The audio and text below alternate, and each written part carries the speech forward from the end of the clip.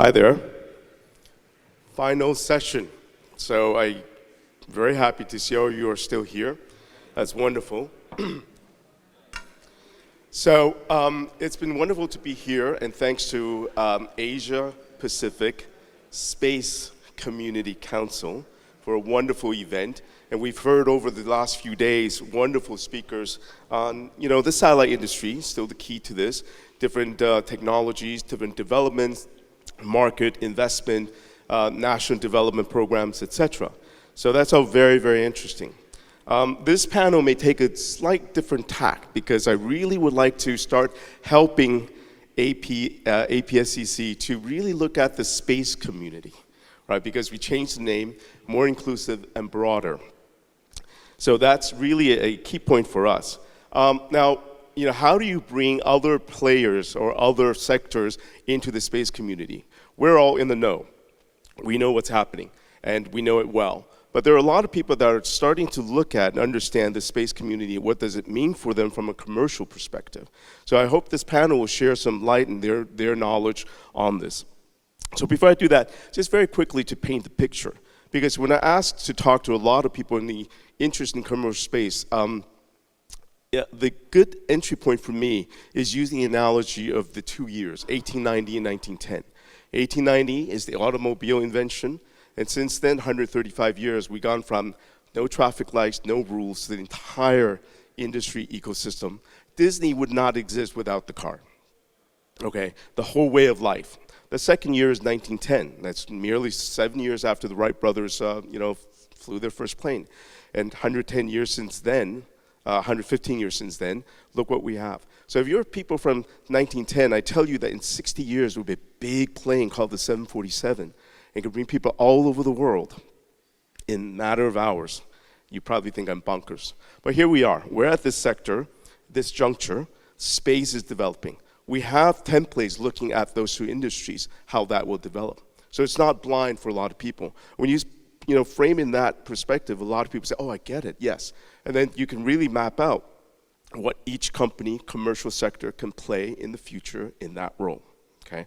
So this panel will be, more forward-looking, and we'll look at the commercial space sector, the new growth areas, manufacturing opportunities, and how AI will influence what we do here as well. This includes, how best to link the global supply chains, research and manufacturing between each Earth and space. So my panelists had kindly asked me to do a quick introduction since we only have 30 minutes. I think we still have 30 minutes. And let me quickly introduce them. Dr. Bidushi Bhattacharya is a former NASA scientist turned Astropreneur with 3 decades experience in spacecraft development, new finance startup growth, and higher education scientific research.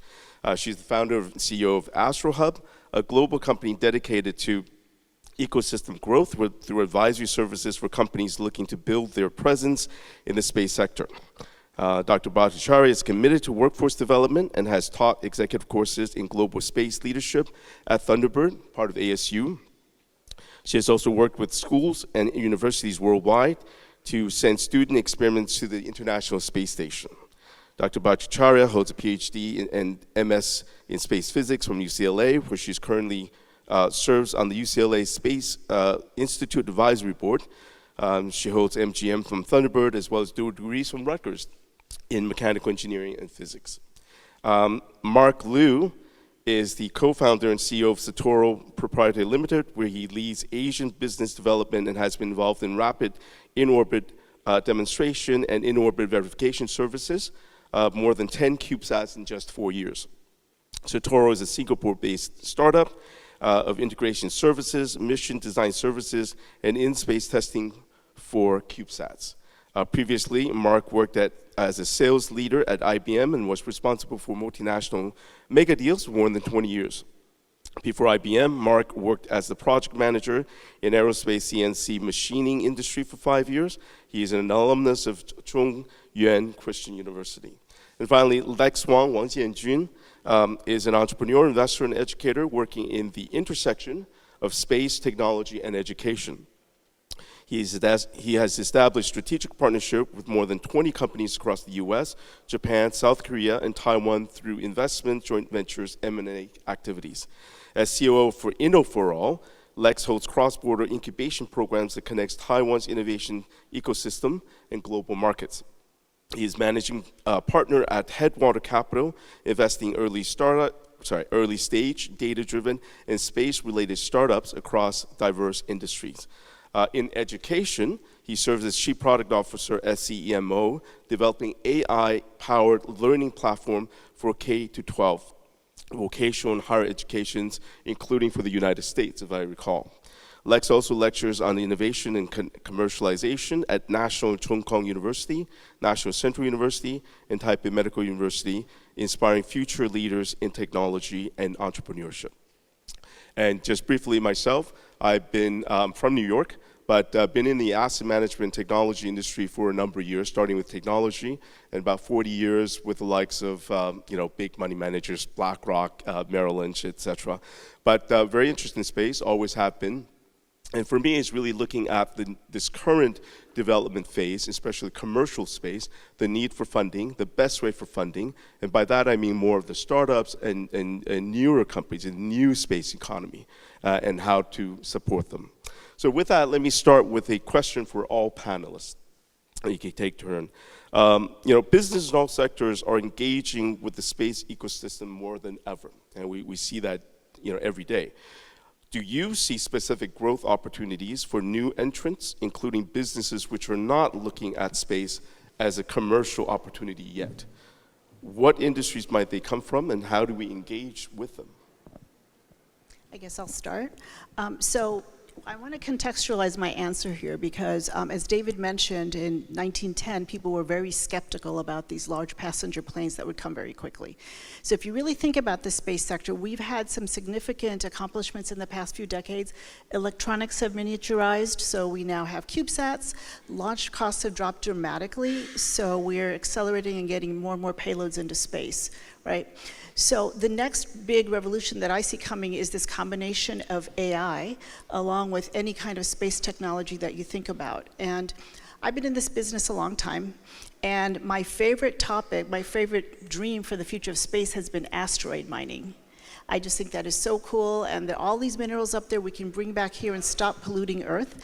And when I tell people that asteroid mining, I think, is probably going to happen in the next 15 to 20 years, often I get people just looking at me skeptically, like, oh, you must be kidding me.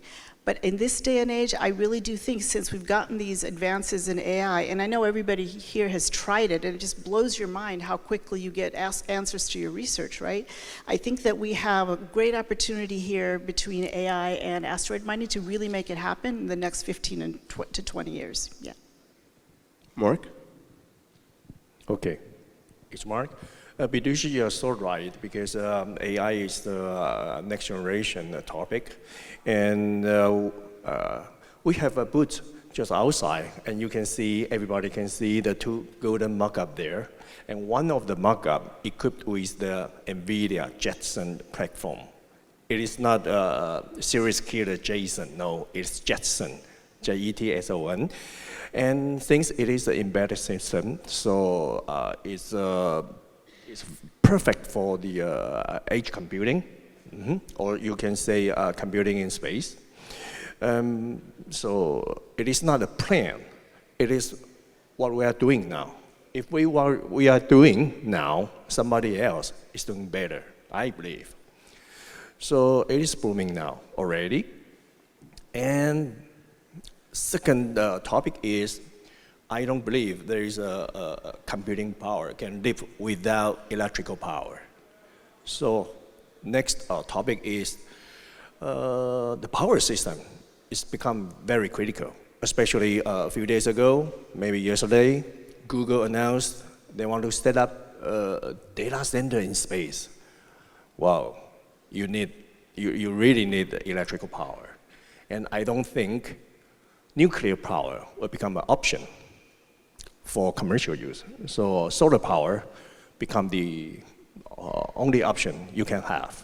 So I believe, besides, along with the AI, the power system will become the next growth engine. That's what I believe. Thank you. Lex? Actually, I personally think every industry would be benefited by the space trend. But I think from the perspective of the Taiwan industrial sector, the opportunities are numerous. I've been helping Taiwanese manufacturers, no matter they're working for materials to build better thermal management system, or if they are working, one of the startups worked with AI several years ago, but now they work with NASA, simply because maybe our AI could benefit some parts of the space program. So they directly contact them, and luckily they got a reply, then they enter that. So I think and of course pharma companies are now in Taiwan are trying to understand what's happening, what will be happen if they conduct experiments in space. So though here, most of the manufacturers, startups, they work together, and they don't really have a very clear clue about what will happen in the future. But since they really know their competitive advantage, and if we want, I'm sort of the person to convince them to invest on new markets, the new space markets. And so I think for them, the opportunities are just numerous. But if I, from the investor point of view, if I'm talking about what kind of sector would be, or subsector would be flourish, and will be having exponential growth, I think, well, we have a question later for that, right? So I'll probably just stop here, yeah.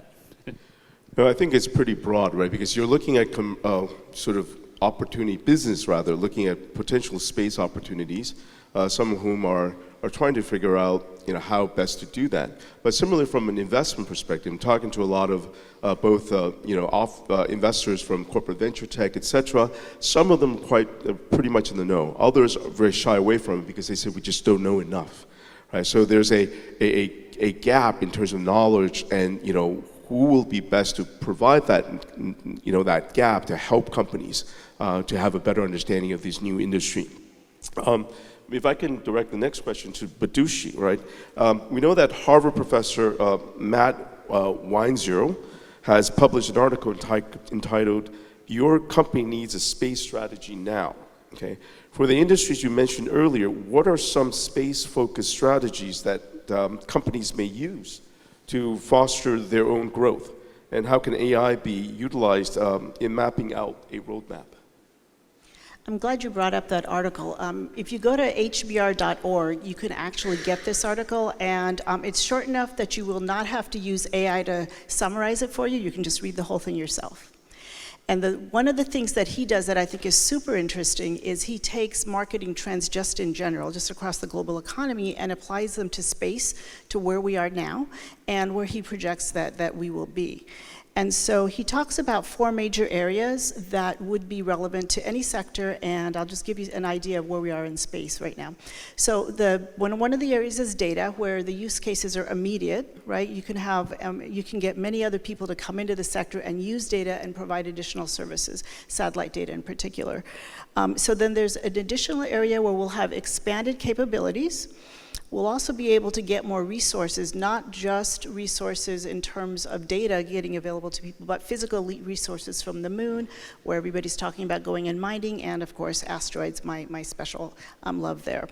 And then finally, there's going to be a growth in markets. And if you read the paper, you'll see there are cycles in growth, and you fall short and then you pick up again. And I think in particular with asteroid mining, it'll be an interesting situation, because once these rare earth minerals start coming back to Earth, molybdenum, whatever else you want to do, they will actually be very pricey, but then will saturate that market very quickly. So I think that'll be a very interesting thing to look at. And of course, AI will be able to help us project use cases and decide on rates of depletion and so on. So I think in all of these 4 areas, asteroid mining is going to really be accelerated. Okay. The next question I'd like to ask Mark, the the Asia-Pacific region is highly regarded for our ability to scale and manufacture. Does this give us excuse me, an edge in the space sector in comparison to our global competitors? Let us know why you think so, and any examples you can provide. Oh, yes. I mean, Asia-Pacific has an advantage due to the highly synchronized supply chain. So the answer is yes. But the difficulty is when you face your global competitor, I think it is better to turn the global competitor become a global partner, because the Earth is too small to fight each other. Collaboration is better than competition. That's what I believe.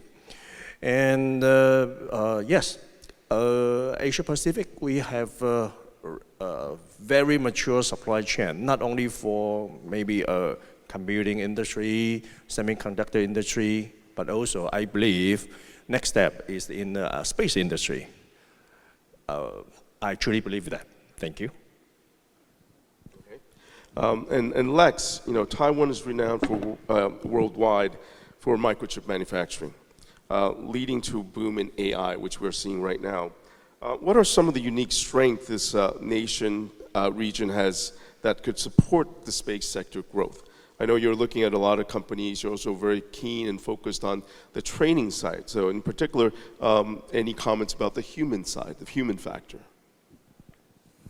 I don't know whether everyone here knows this or not, but Taiwan's ecosystem in terms of no matter if we're talking about industry or in education, we actually have very distinct DNA. The way we train our engineers, our students, are actually very different from other countries. For example, one of my juniors, he went to junior high school with me. He came here today. I don't know where he sits right now, but the way he got training in National Taiwan University for electrical engineering is like every student needs to know everything about electrical engineering. So it's like totally the opposite kind of style compared with United States. So, but the industry works like that as well. So in short, I would say, well, Taiwanese people adapt to anything really quick, and a lot of engineers, they will face a global challenge immediately when they start to work in a company, or they sort of understand the competition is just, the global competition is just fierce. And so they adapt to learn business skill very quickly. And as well as Taiwan Space Agency, they actually renovate themselves very quickly. They actually launch new programs, and there will be two more, at least the ones I'm interested in.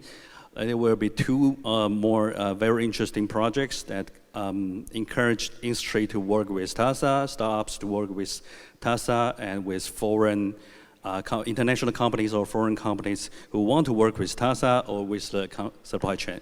So we sort of try to identify the problem very quickly and try to put out a solution just super quick. And another very interesting thing about Taiwanese people is once, like the 5 Taiwanese manufacturers I've been helping for, one of the company, once they accept and decided they want to go to the space market, the ripple effect is just booming so quickly. So other companies are just asking a lot of questions and wants to join. Of course, we know it's just hard to get into the market, but the profit is going to be high. And if they succeed it will build up very long-term relationship with the customer. So from a very financial perspective, it makes sense. But from a very human factor part of the thing, I think it's very rooted in our social cultural kind of ecosystem education. So I think Taiwan is probably the best country in the world that if you want to work with Taiwanese company or just hire Taiwanese engineers or business person, that is just super easy to adapt to any situation or any challenges you face. Quick follow-up question, Lex, because I know you are working in the US and developing curriculum, AI-based and so forth. How is the US responding? I mean, we know that the US wants to rebuild its manufacturing capability. The skill set needs to be trained, right? Is it happening, and how is it happening?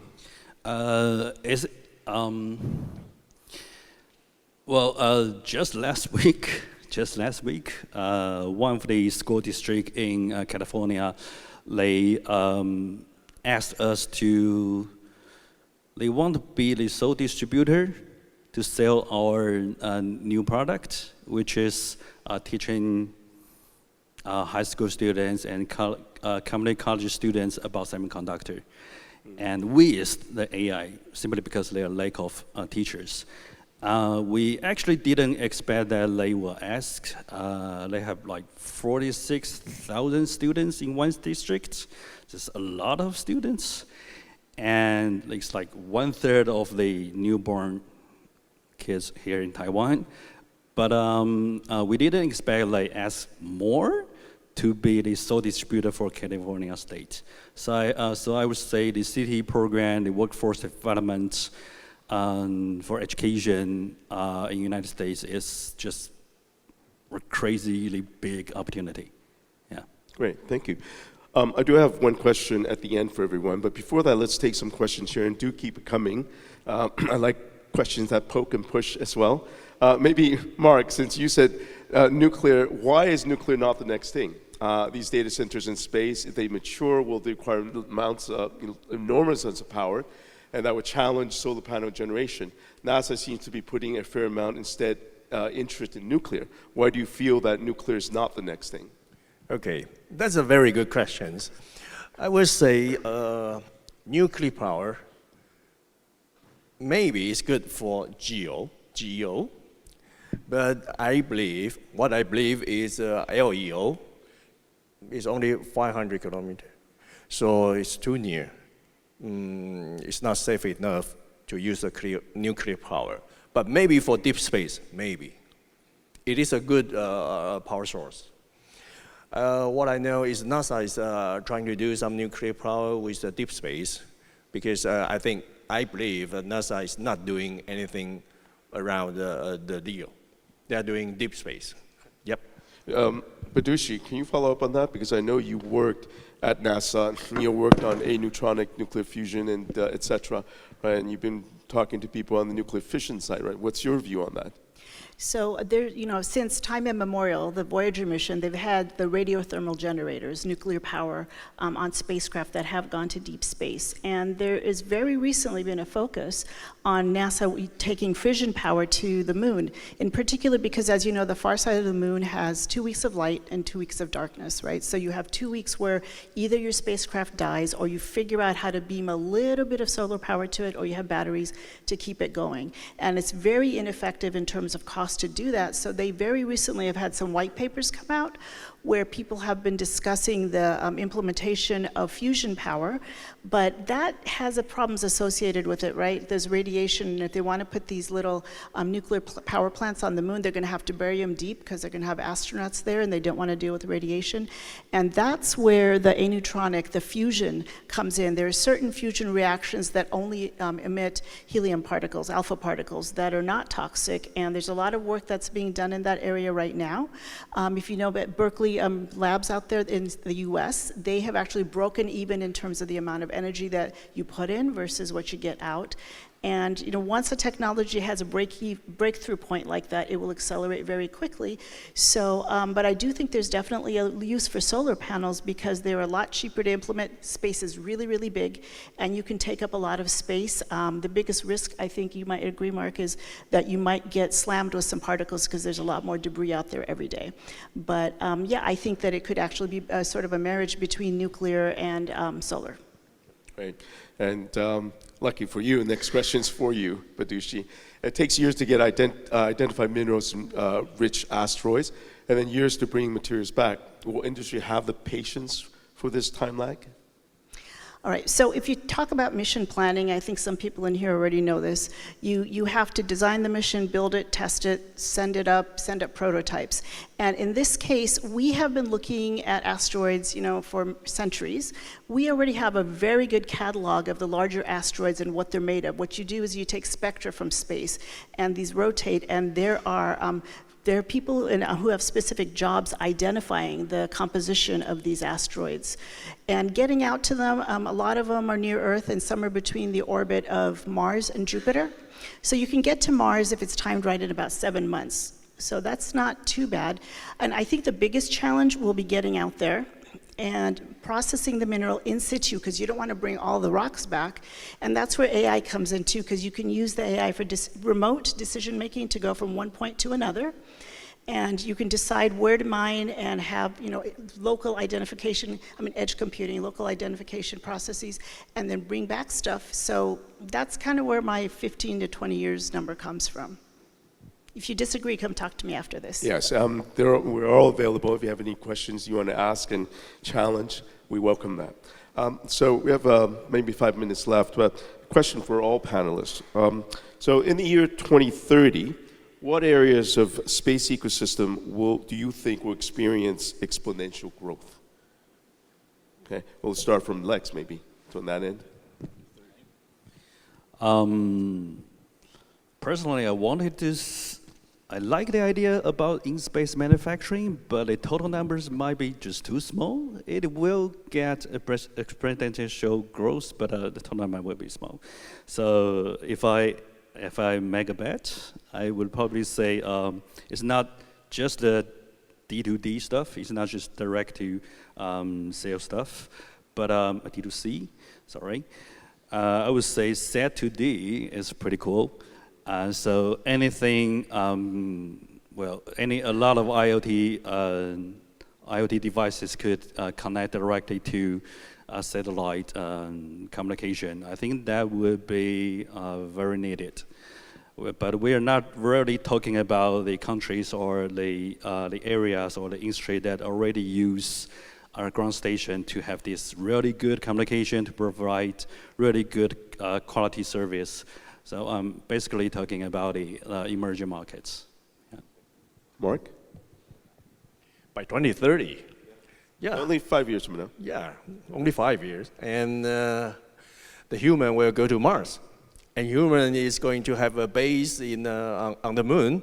So I would say maybe food and beverage, maybe. That's a joke. And I would say silicon-based solar cell, because now electrical power become a big issue. And now we are using the triple junction. Triple junction is very expensive, and the production is really slow. If you want to overcome the problem, the better solution is silicon-based by semiconductor industry. So I believe it is a growth engine by 2030. And Bidushi? All right, 2030, I just did the math very quickly. Tell me if I'm right. 4 years and 55 days from now. That's not very long time, right? So I think we want to shift our thinking in those terms and look at new entrants that have what we would call dual-use technology, which in this case means something you can do on Earth and a product that you can also convert I have a for term of space. that. I call it double use. Double use. Dual use is civilian, military. Double use is Earth and space. Okay, so use in two different domains, right? So when you think about new companies coming in, if you have a product here on Earth, double use, then investors will be much more likely to come in and, because the risk is reduced, they'll be much more likely to want to invest in your company. So I think in terms of new entrants by 2030, we would want to look carefully at companies that are interested in moving forward and going from the terrestrial to the space domain with some flavor of their product or services, right? And when they do this, one of the things that I think is really important, and this was sort of alluded to in the opening session on Tuesday, was that we really need to do a good job with marketing and looking at market readiness. I mean, we all love space. We're very focused on technical readiness levels, right? People know what that is. They understand the value of flying things at lower tech readiness versus higher. But we do have to look at market readiness, which I think a lot of times companies do after the fact. I mean, just because your tech is cool and you want to put it in space is not a reason to go in and develop it, right? And investors, again, you have to also look at whether you are really investor ready. Is your product actually going to be something people want to pay for? And again, as tech nerds, we all think this is such a great idea. Of course people are going to want to pay for it. How much will they pay? Is it something that will allow you to close your business case and break even?